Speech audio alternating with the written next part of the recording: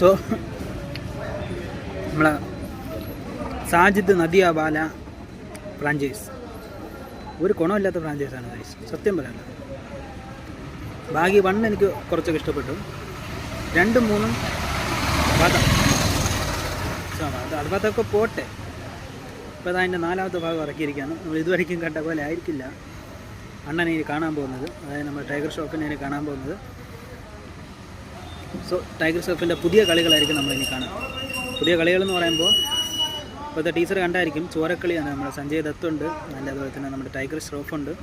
So എല്ലാവരും മാർക്കോയും അനിമലിനെയൊക്കെ കടത്തി വെട്ടുന്ന രീതിയിൽ എന്നൊക്കെയാണ് പറയുന്നത്. പക്ഷേ എനിക്ക് ഒരു ഗുണം തോന്നിയില്ല. നമ്മുടെ ടൈഗർ ഷ്രോഫിൻ്റെ സ്ക്രീൻ പ്രസൻസ് ഒഴിച്ചു കഴിഞ്ഞാൽ സഞ്ജയ് ദത്തൊക്കെ വെറുതെയാണ്.